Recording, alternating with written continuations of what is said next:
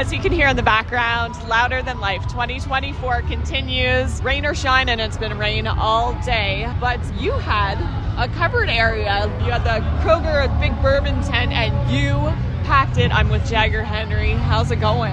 It's going amazing. I mean, we were supposed to play yesterday, and unfortunately weather changed that, but I guess we got the lucky lottery ticket to get the day today. Is that what it was? Some kind of lottery to get back in? Because there was like... No, we played a show, a free one last night at the Fox Den, and I just got a call this morning to change our flights and that we were on today with our friends Return to Dust, and it was a dream come true because it's my first festival. So I didn't want my first festival to go out like that. Right, and you just released an album not that long ago. Well, first you had a single, Bleed, in February. Yeah. And now... Yeah, Heart of Thorns came out about a month ago now. We've got a tour coming up for it, and it's just been doing amazing. Like, it's more than I could have ever asked for, truly. Like, probably some of the greatest music I've ever made, the happiest I've ever felt making it, and steps. Okay, so what's your process making music? I sit with my producer, Noah Thomas, and we kind of just play with riffs of the guitar. I'll think of ideas, and then once he's laid down a riff, we just play it on loop, and we start writing. The energy in that bourbon tent was phenomenal, and you were all over the stage. You were everywhere. Do you always have that much oomph, or was it the crowd that had you? I mean, the crowd definitely helped. They were responsive, which is like the best feeling, because you're scared when you play things like this because it's not like your show. They're not just here to see you, so they might hate it. But I always like to be energetic depending on the stage size. You have some limitations, but this one was big enough. I jumped on the one part of the stage and it started shaking, so I was a little freaked out, but we did it. And it was probably one of the best shows and my favorite show I've ever played. And you jumped off the stage into the crowd. That was fun.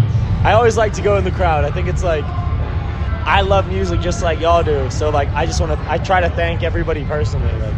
And it was awesome that the kid that you shook hands with and took some time with, like, you think about as you grow and get bigger, that kid is like, he took some time with me, and that kid will remember this for the rest of his life.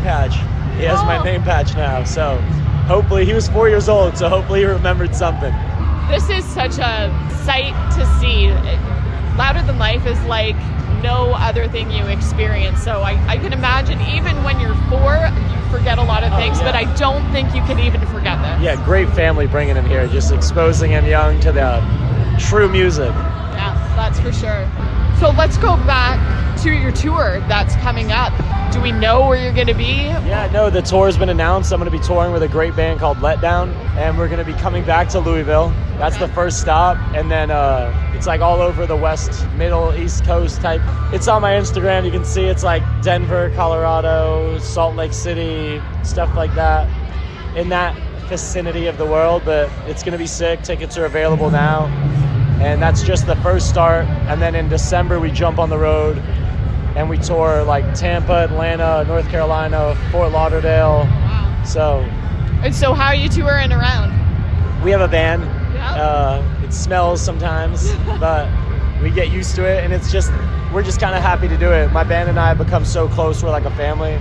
So it's like, literally, it's like waking up with your brothers every day and just being like, what are we gonna do today? And it's like, we like to make adventures. We have bowling competitions. And then you woke up today and you're like, we're playing Louder Than Life. Yeah, it was the coolest thing, 'cause it was like 9 a.m. My phone was blowing up, and it was my tour manager, and he was like, we're playing, get up. I was like trying to sleep in, thinking I have a flight today.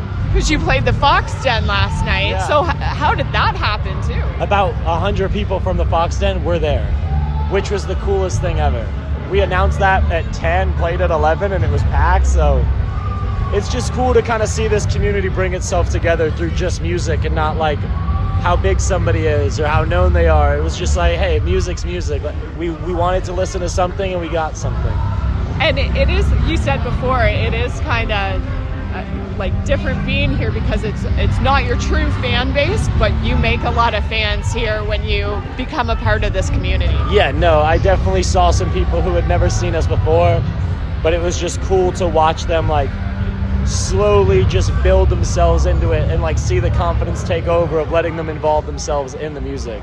Well, you put on an awesome show. And I want to say kudos to you too when there was someone that needed medical attention, doing the whole just pause it for a sec. As soon as I saw it, I was screaming to cut the music. It was it's never fun when things like that happen, but as long as we know how to take the appropriate steps, I think they had a great team, great staff, made sure that it was handled really quickly. So prayers to her. I hope she's okay.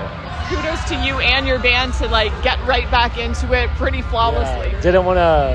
We obviously want everyone safe, but how festivals work is you have a time slot, and we just wanted to make sure that we could finish the set for people.